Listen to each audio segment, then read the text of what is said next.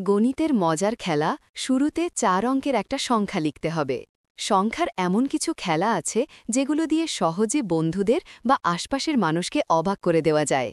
কোনো বন্ধুর জন্মদিনে তুমি এই জাদুটাও দেখাতে পারো। এজন্য লাগবে শুধু কলম, কাগজ আর একটা ক্যালকুলেটর। আমি তোমাকে ম্যাজিকটা শিখিয়ে দিই, তুমি তোমার বন্ধুদের শিখিও। শুরুতে ৪ অঙ্কের একটা সংখ্যা লিখতে হবে। যা ইচ্ছা হয় লেখো, কিন্তু ৪ অঙ্কের বেশি বা কম লিখবে না। এরপর ওই ৪ অঙ্কের সংখ্যাটি আবার আগের ৪ সংখ্যার পাশেই লেখো। ধরো তুমি প্রথমে ধরেছিলে ১২৩৪, এর পাশে আবার ওই সংখ্যাটি লিখলে হবে ১২৩৪ এখন মোট ৮ অঙ্কের একটা সংখ্যা হয়েছে। এবার তোমার ৮ অঙ্কের সংখ্যাকে ভাগ দিতে হবে ১ ৩ ৭ দিয়ে। এখন ক্যালকুলেটর ব্যবহার করতে পারো। ভাগফল যা পাবে সেই সংখ্যাটিকে আবার ভাগ করতে হবে তোমার ধরা প্রথম ৪টি সংখ্যা দিয়ে। ভাগ করা হয়ে গেছে? এবার আমার চোখের দিকে তাকাও। আমি তোমার চোখের ভাষা পড়ে বুঝতে পারব তোমার সংখ্যাটি কত। হ্যাঁ, তোমার ভাগফল হয়েছে ২ অঙ্কের একটা সংখ্যা। প্রথম সংখ্যাটা ইতিমধ্যে বুঝে ফেলেছি, ওটা ৭। অন্য সংখ্যাটা আরেকটু ছোট। হ্যাঁ, পেয়েছি, ৩। তোমার ভাগফল হয়েছে ৭৩। কি ঠিক বলেছি? নিশ্চয় অবাক হয়েছ। ভাবছ কিভাবে বুঝলাম তোমার মনের কথা? এখানে আছে একটা শুভঙ্করের ফাঁকি। সেটা বলে দিলেই তুমিও তোমার বন্ধুদের এই জাদুটা দেখাতে পারবে। তাহলে ফাঁকিটা কোথায়? শুরুতেই আমি ৪ অঙ্কের একটা সংখ্যা লিখতে বলেছিলাম। ধরো তুমি ১২৩৪ লিখলে। এরপর আবার একই সংখ্যা পাশাপাশি লিখে পেলে ১২৩৪ তুমি যে কোনো ৪ অঙ্কের সংখ্যাই ধরো না কেন, ১০০১ দিয়ে গুণ দিলে ওই সংখ্যাটা আবার আসবে। ১২৩৪ গুণ ১০০১ সমান ১২৩৪।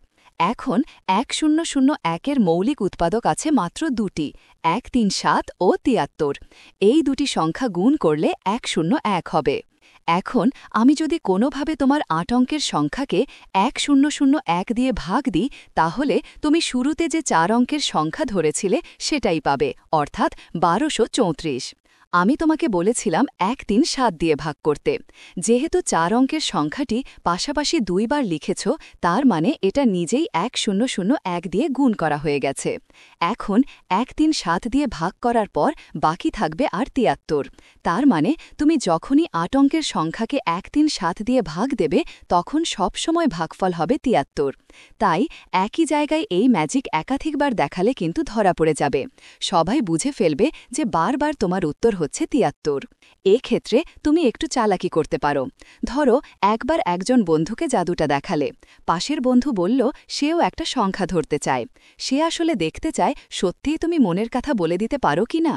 তখন তুমি আবার ৭৩ উত্তর বললে ধরা পড়ে যাবে।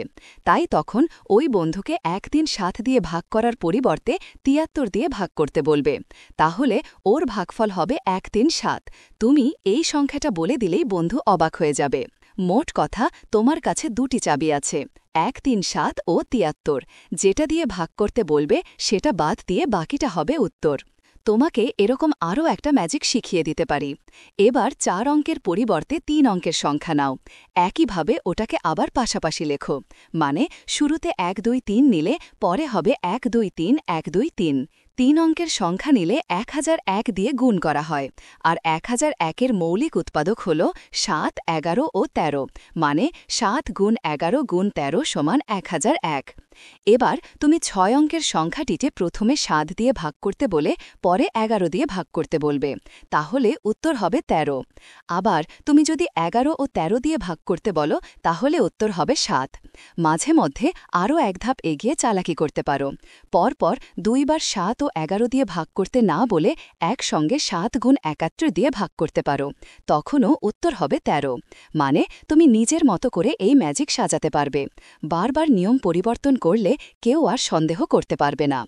সূত্র how to become a mathematician অবলম্বনে অধ্যাপক মহসিন আলী আঙ্গুর, সম্পাদক ও প্রকাশক মুজিবনগর খবর.com, মেহেরপুর।